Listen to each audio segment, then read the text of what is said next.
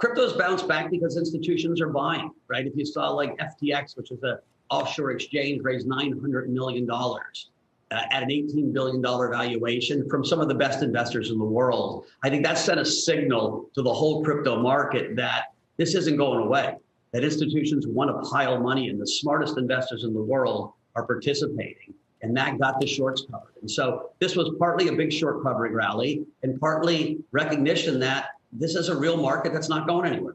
Use Bitcoin as money are criminals. How would you respond to some of the commentary we got from her and listen, other lawmakers yesterday? It's disappointing. Elizabeth Warren is 72. I haven't met anyone, or very few people over 70 that actually get this, right? She's a baby boomer, right? We had 3 presidents, Bush, Clinton, Trump, all baby boomers who have run this country for a long time. Our country has deficits that we couldn't fathom, right? So if you're Gen Z or millennial, you're looking up and saying, hey, the baby boomers have not done a great job as stewards of the economy. They've been in power a long time. And so the crypto revolution came from Gen Z and millennials as a response to people like Elizabeth Warren. It was disappointing. She was supercilious. She was smug, really disappointing that she hadn't done any work. This is a progressive technology. She's supposed to be a progressive, right? Crypto goes after the rent takers. If you look at DeFi, if you look at the NFT revolution, it's going to empower artists and creators over the people that used to make money off their backs. And so really frustrating and disappointing. It just tells us, a Galaxy, and us as a crypto community, we need to do a much better job going to DC and educating people. As an idea, I mean, is this something that you think personally has a great future? And is this something that you think may disrupt the financial industry in a positive way? So look, right now, one of the things that I think is very interesting is digital currency. Goodness knows that there has been an enormous failure by the big banks to reach consumers all across the country. Talk about the people, the millions of people who are unbanked or underbanked, who are paying way too much just to be able to have their paychecks cashed or to be able to pay their utility bills and their rents, just to try to get a little edge into the financial system because they don't have standard checking accounts. Digital currency and central bank digital currency may be an answer there because the costs are extraordinarily low for being able to transact. And maybe that will be a way going forward that we get more people into the system. Do you believe, when you talked about snake oil salesmen, do you believe that Bitcoin, for example, is effectively a snake oil sales product, if you will? Do you believe it should be outlawed, or is there some form of regulation that you think will otherwise make it something of value? My concern is about the snake oil salesmen who hide everywhere when there's not regulation. My concern is about the actors that, when there's no cop on the beat, look around and see traders as just folks they can take advantage of.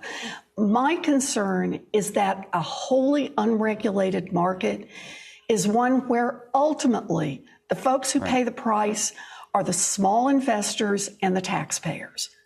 This yesterday on the panel that I think central bank digital currencies were concocted in hell by Satan himself.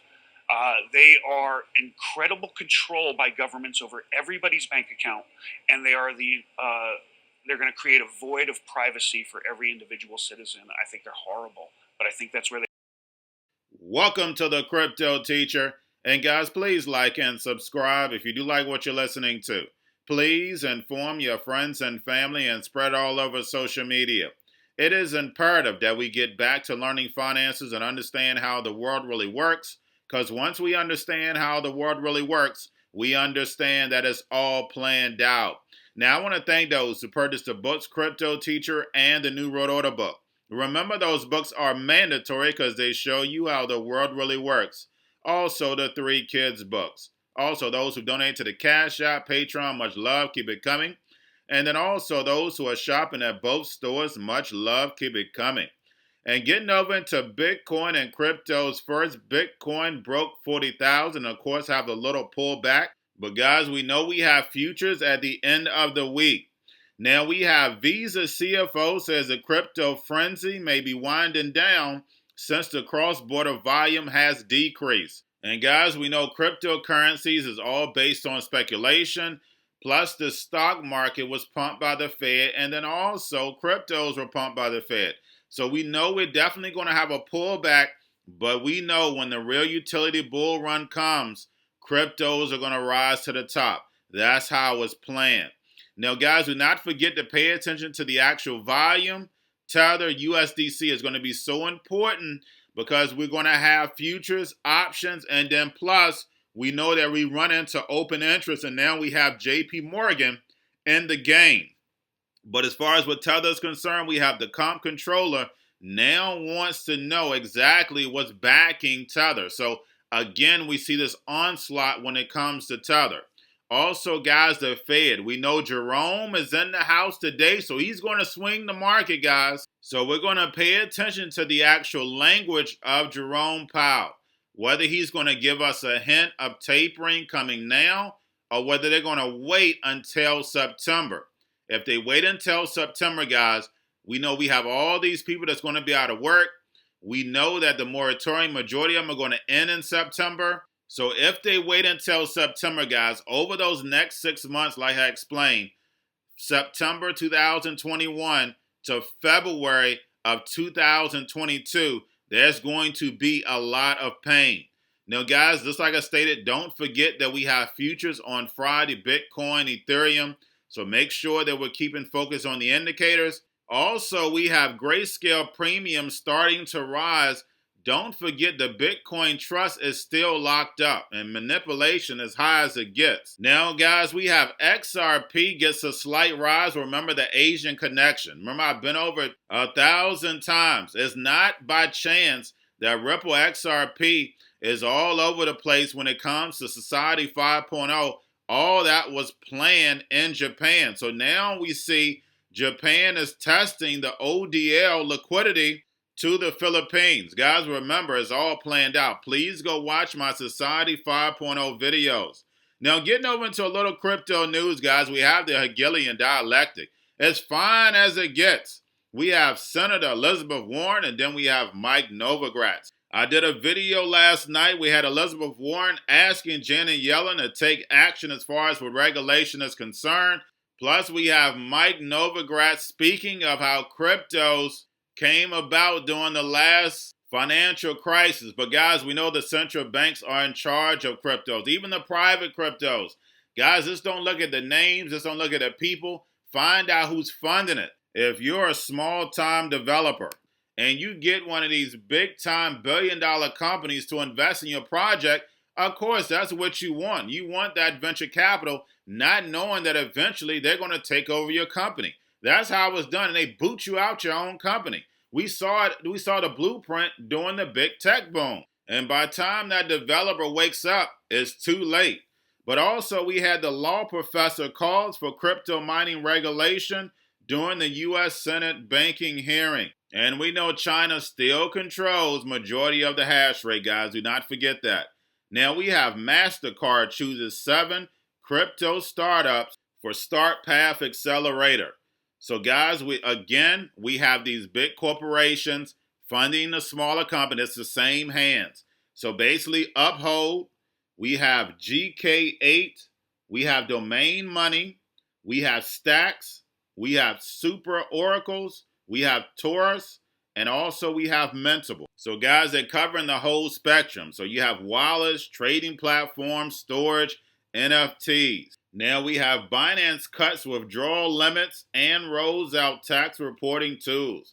And guys, we know what this is about. Know your customer. Remember, guys, they want to tax the globe.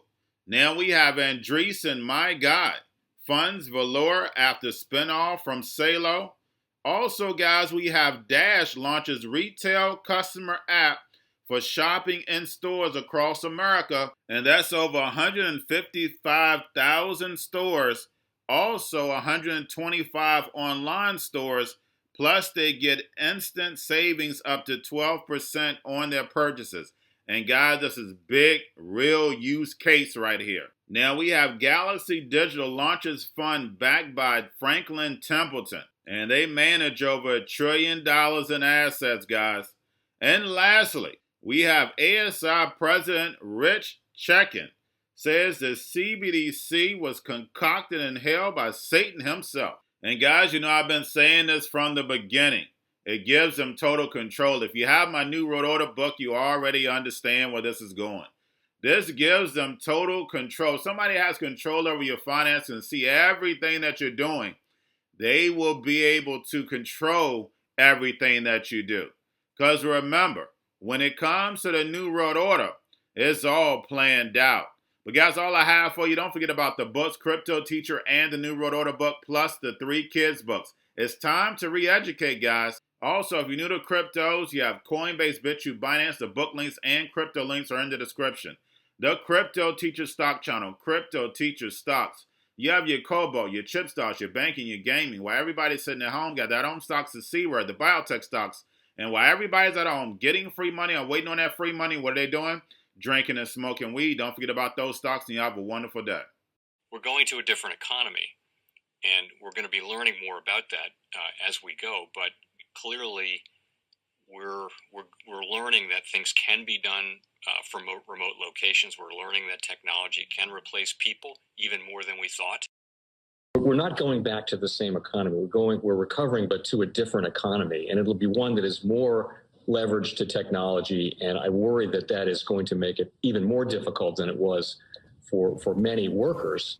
In Silicon Valley, and my friends who work in technology know that what we did to the manufacturing workers, we are now going to do to the retail workers, the call center workers, the fast food workers, the truck drivers, and then even bookkeepers, accountants, insurance agents, lawyers, and on through the economy. So what happened to the manufacturing workers is a very clear sign. This effort. And China has big plans for this. They intend to seed their digital yuan into the global environment by giving it away to visitors at next winter's Olympics. When they arrive at the airport, they're going to get yuan digital wallets. They're going to receive digital yuan. They're going to use it throughout their visits to Beijing, and then they're going to take it back to their home countries. They see this as a huge advantage. Why? Because who controls the underlying protocols, who controls the underlying standards of the future of money will control the future of money. The most powerful person in the world is the storyteller. The storyteller sets the vision, values, and agenda of an entire generation to come. Steve Jobs. And guys, you know I truly believe in this. When you look at the New World Order, they're the storytellers. And that's the reason why I wrote my New World Order book. But guys, now it's time to change the current generation. And I wrote 3 kids books. You know, I love the Trinity because I understand the power that's in it. So I have 3 books. We have an opportunity to change the generation, to educate, not just me, but I want to show you that I take action on a daily basis. And I want you to take action on a daily basis.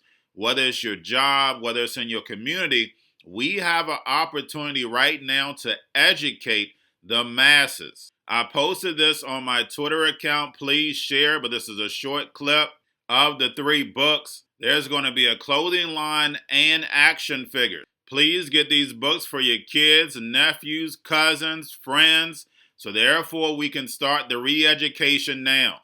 Because as we see, the 4th Industrial Revolution foundation is definitely here. Robots, algorithms, drones, taking humanity out the picture. We have to re-educate. But let's get into the video. Part 1. King Joshua and Grandma Tam save the village. Part 2. King Joshua and Grandma Tam save New York from COVID stories 3. Part 3. King Joshua and Grandma Tam goes to China. It's mandatory to get part 1, part 2, and part 3 of this series. It's time to re-educate Generation Z.